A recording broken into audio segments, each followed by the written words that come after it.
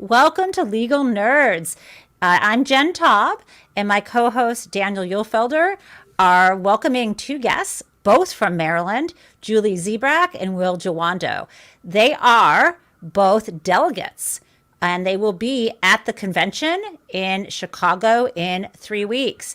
Not only are they delegates, but they are long-time Kamala Harris stands. I don't know if they're part of the K Hive, but they should be. And Daniel and I are gonna ask them a bunch of questions. But first, I want to play for them something from last night in Atlanta, just to get their thoughts. Let's do this.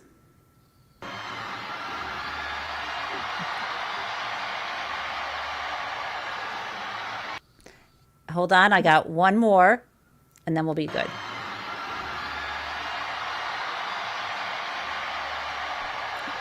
No. Good evening, Georgia.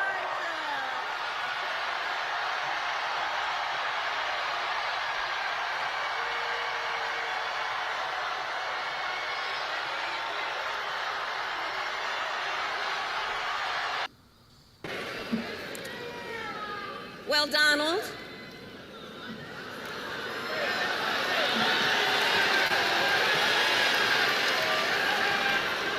I do hope you'll reconsider to meet me on the debate stage.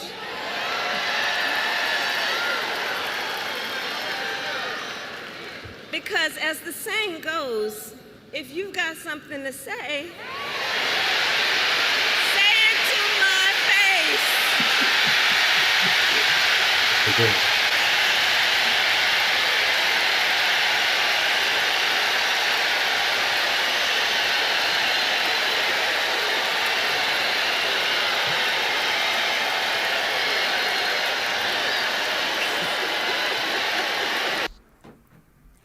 So, let's start with you, Julie. What are your thoughts? Funny you should ask. I am a Maryland delegate, but I grew up in Atlanta, Georgia, and seeing the presidential nominee, Kamala Harris, in my home state of Georgia, in Atlanta, having that kind of reaction from the crowd, having my Atlanta friends and family texting me and sharing in the moment, and as I like to say, finally getting on the bandwagon for what so many of us have been talking about since before 2019. It was a true joy to see the enthusiasm, to see the vice president beaming in the moment, and to see the reactions of everybody in that room and frankly around the world surrounding her candidacy. And your thoughts, Will? Well, one, it's just nice to see a presidential candidate name that doesn't have to lie about having 10,000 people at their rally. Donald Trump obviously being obsessed with inflating his numbers. But no, I agree with Julie. It's just really amazing. I worked for Barack Obama in the White House. I worked on the 2008 campaign. It's hard, and so that's really a reference point for me. I was a young campaign staffer at that time, and to see this level of excitement in such a short period of time and see it go from almost no excitement to this in a week or two is just it's incredible. The polls are reflecting it. Obviously, we've got to do the work, but it's almost more than I think many of us who were hoping that a change would be made, and very thankful to the President Biden that it would head in this direction. A lot of work to do, but I just think it encapsulates the excitement, the energy, and also just how effective she's going to be in prosecuting the case against Donald Trump and against Project 2025, and how scared they are to do it, to debate her. And both of you, as we mentioned earlier, are delegates. I know Daniel has some questions about not just how you get to be a delegate, but what's going on behind the scenes and what we should expect. Yeah, in terms of a lot of our viewers are probably not real familiar as to the ins and outs of how delegates are selected, how they're do what they do, what's done at the convention, what's the main purpose of the convention. In this day and age, where we have it's when the conventions were started, it was a different time and different technology and different purposes. So I just want to know, like, small picture and big picture, what we should expect in Chicago in that couple weeks. Will, you want to start on that? Sure. Yeah, happy to jump in. The delegate process is like the formal way of nominating your candidate, presidential candidate, and vice presidential candidate to the ticket. Obviously, things have changed, as you mentioned, with technology over the years. But I've been at, I think, every convention, Democratic side, since Boston, and seen the process. I've worked the conventions, so it's where the delegates who are either pledged or super delegates. There's different types of delegates. Some elected officials are just automatic delegates.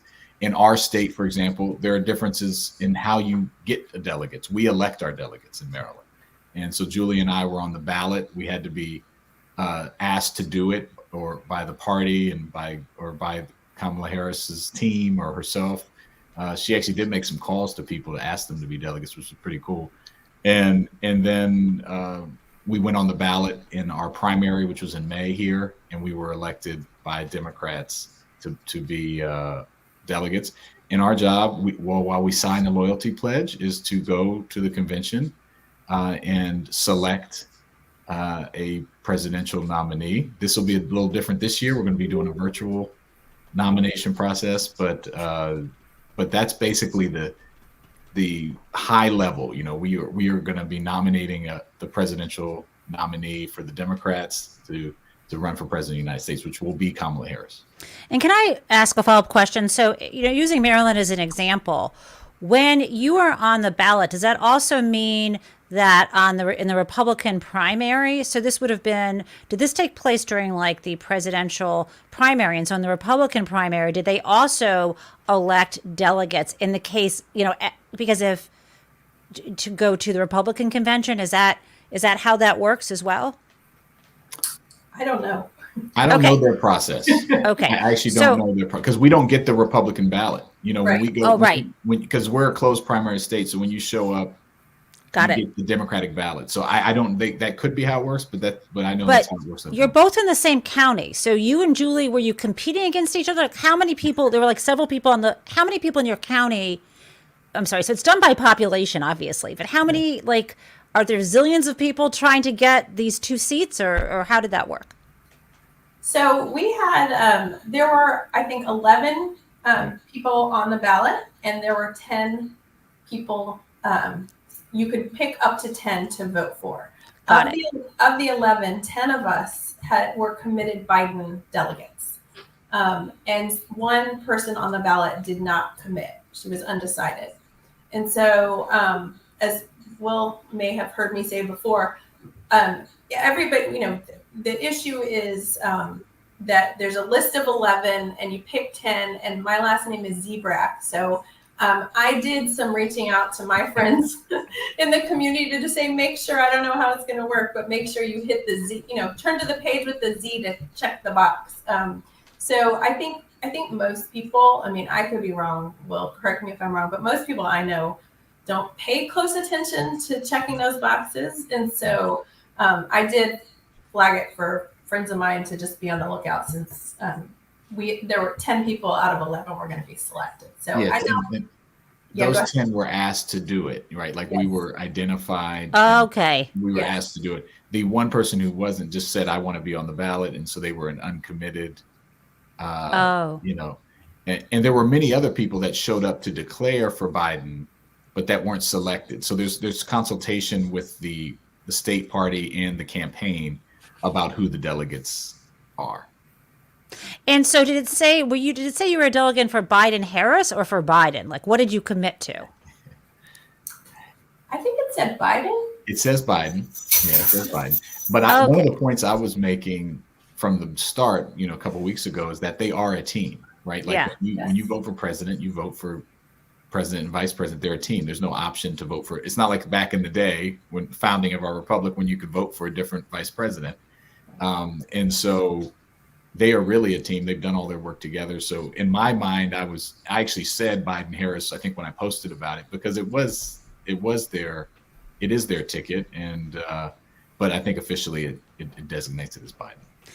Can you, I mean, Daniel had asked this question. I want to pose it again because he did. Like, in this day and age, besides energizing the public and creating kind of a wonderful spectacle, what's the purpose of the convention?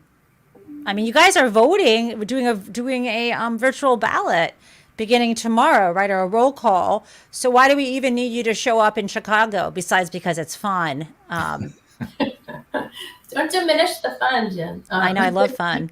Exactly. I mean, I've only been to the convention in 2016 for Hillary, and 2020 was virtual. And so this will only be my second in-person convention. I mean, so much of it is about the energy in the room. I describe to people and that I'm not a sports person, but politics is my sport, and it is like being at this incredible pep rally of showing the support behind the candidate and letting the world see, the country see, the voters who are not there see the outflowing of support and energy, and letting them hear from support within the party with all the speakers, the former presidents, the different coalition leaders, seeing everybody come together to unify behind the nominee. And Will, I'm sure you have other thoughts. Yeah, I just add on to that. I think it's important for at least three reasons. One, normally you do officially nominate your nominee at the convention. This roll call vote is a little different because we're trying to make sure ballot access happens in all the states it needs to happen. But two, and equally, is that a reference to Ohio in particular with their August 7th date, or just any state? Yeah, well, Ohio's the one you hear about a lot, but yeah, Yep. I think there might be a couple others that's an issue.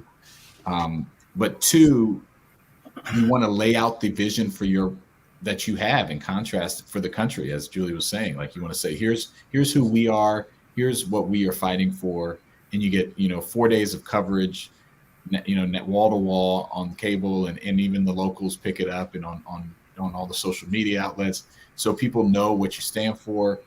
And it's also important this year more than others because we need to thank President Biden for his sacrifice on behalf of the country. Sure. He's going to speak on the first night. That's going to be a huge part of the convention. And then I'd say finally just getting people excited to go back to their local communities, because you bring together folks from all 50 states and territories to nominate the president and then go home and do the work for the last 80 days or so.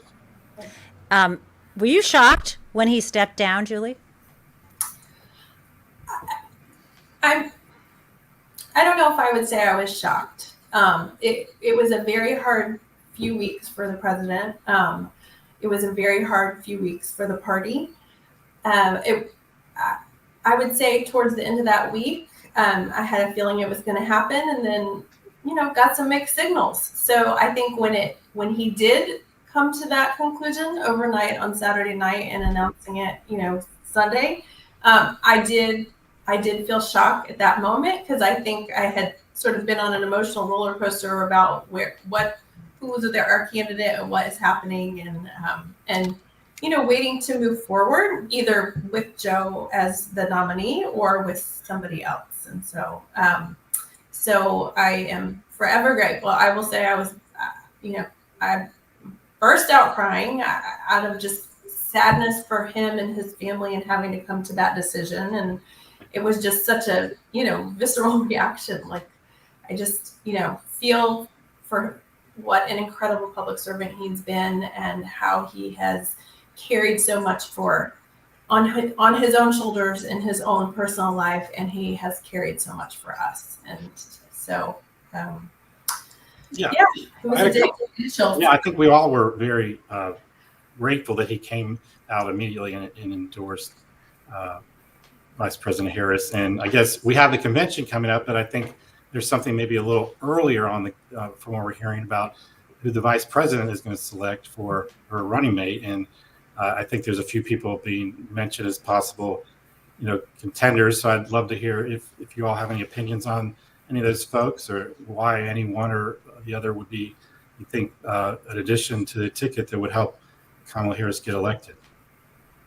Yeah, I mean, I'll start, and I'm so glad Julie mentioned the chills. There won't be a dry in the house on Monday when Joe Biden speaks, or probably at homes either. I think we have just a great bench. We have a great group of folks to choose from. And I'm excited about that. As Julie knows, I'm her council member here in Montgomery County. I represent I'm about 1 million people. We've got a great bench coming up, and all the people that have been mentioned, whether it's Governor Shapiro or Senator Kelly or Andy Beshear, Governor Beshear, or Tim Walz, or even our governor has been thrown in the mix. Gretchen Westmore, Gretchen Whitmer, Pete Buttigieg. They're all would be good for different reasons. I think it's looking like you're going to be a swing state person, which could marginally help. We know it's going to come down to a handful of thousands of votes in some of these swing states, so that could actually matter this time. So I think there's a strong case to be made for many of these folks. That's a very good political answer. I'll let Julie pick who she wants. I'm going to add my political answer, my very diplomatic answer, which is I inherently trust the vice president to make the right decision, because she, more than any of us, wants to win.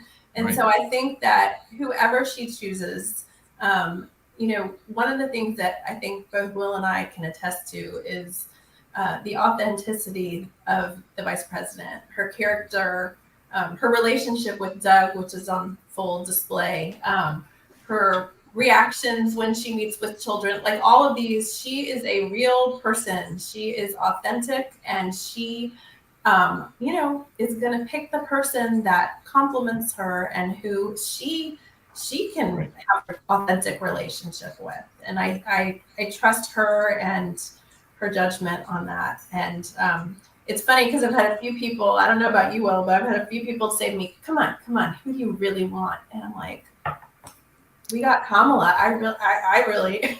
That's how I feel. More. That's how I feel too. I mean, there have been times where I'm like, oh, I really want this person, but but I don't feel that way in this case. You think it'll make a difference? I guess that's the vice president. Do you think in this race it could make a substantial difference? It's marginal. It's marginal. I do think though, if it's a swing state person, if I had a slight leaning, I love Andy Beshear, but we're not winning Kentucky, right? So.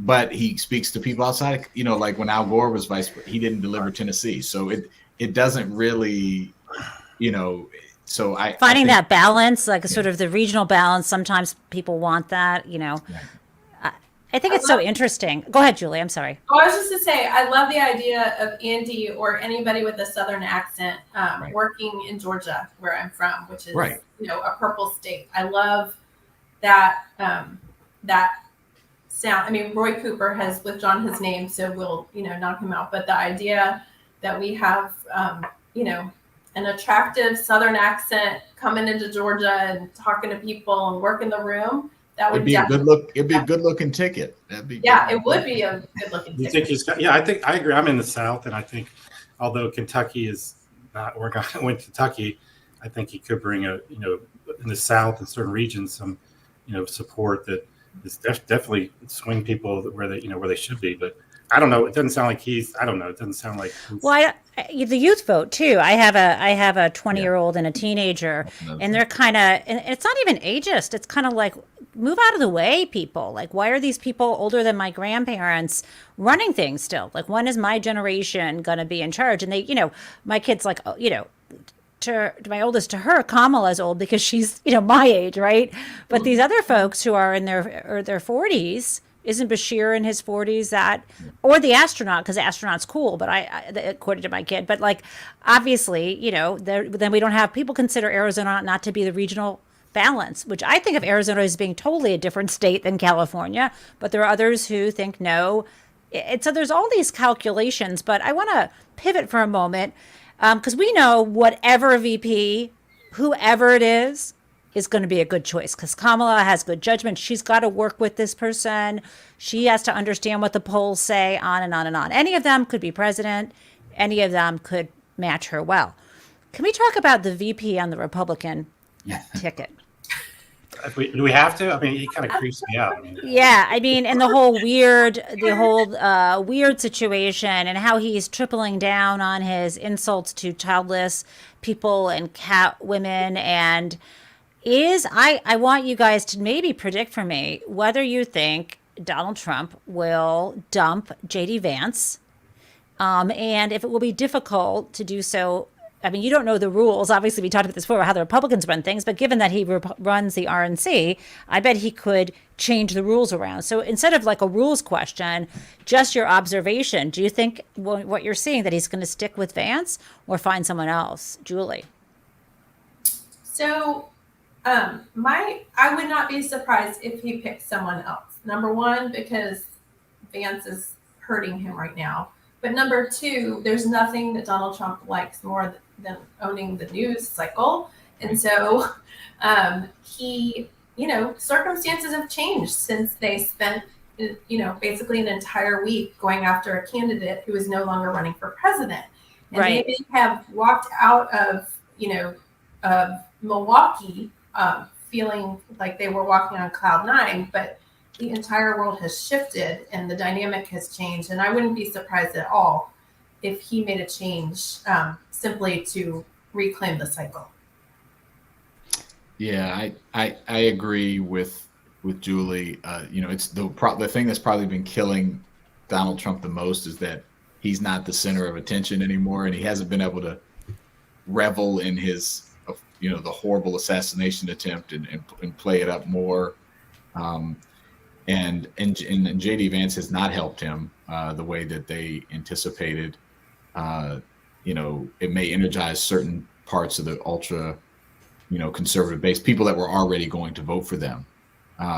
And so I wouldn't be surprised if he made the switch. I hope he doesn't. I hope he keeps him on and that we can, because it's this talk about as someone who's flipped so many times and keeps saying, crazy things and, talking about people without kids and cat ladies and all the quotes. I want to run those. I want to get to those ads of him talking about Donald Trump being unfit to be president. I want those to run in the swing states. So I've always thought back when I did a live show for Allison Gill of Mueller, She Wrote, and she recorded it out in Boston, but she was holding it for the podcast. Like it was live for the audience, but she was putting it in the can to put on her podcast for when she was planning to go on vacation in the fall or something. And we were trying to predict who Donald would choose for his VP. And I thought it was going to be Ivanka. And I am not straying from that. I think he might do a Hail Mary. And you're looking like surprised, but to try to get white women. Nothing surprises us with him now. Yeah. So. Theory. All right. Yeah, I was thinking he was going to pick Vance for a few reasons. One of the main reasons is that you look at who made this guy, Elon Musk, David Sachs, who I went to college with, and these tech billionaires. They want him. They've made him. So I don't know how far Trump's going to want to go to. That's a good point. Alienate them. I think. I don't know who we get in replace of him. I think the one.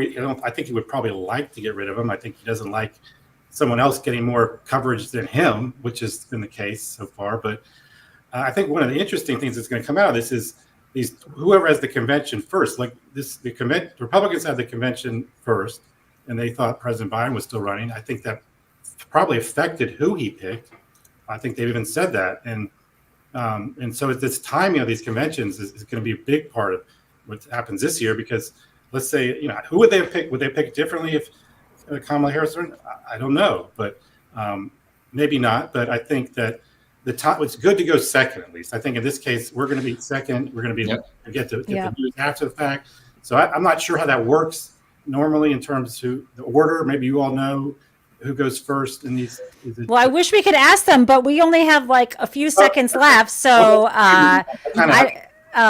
maybe Will, you can answer that and also give us your final thoughts of what we should be looking out for before Chicago. What was the question? Who goes first? Yeah, why? Who decided whether the Republicans or the Democrats went first with their conventions? That was just them scheduling independently of each other. There's various committees, and I do think in this instance it helped us where it might have been a disadvantage before because of some of the filing deadlines. It actually helped us in this case to figure out what we were going to do.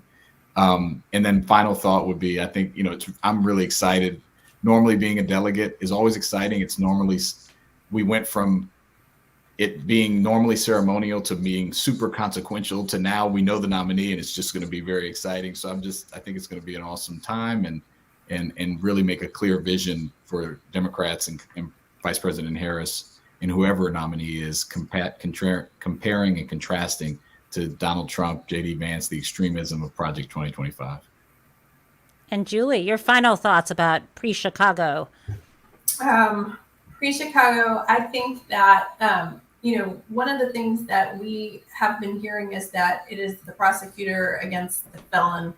I think that is going to be front and center at the convention, as it should be. And I think that in terms of what to expect and what you see, I sure hope everybody who's either on the fence or a Democrat spends the time each day watching, because I can tell you, I attended the Liberty and Justice dinner in Iowa in 2019 on Team Kamala, and we definitely had the best party at the whole event. This is going to be lit. The drum lines, the parades, the energy. This is going to be epic, and I hope everybody watches to be part of this historic moment. Well, thanks, everyone. Thanks for being with us, and thanks, everyone, for watching. We will see you tomorrow, Morning Jen at 8 a.m. and Legal Nerds at noon. Take care. Thanks for having us. Bye.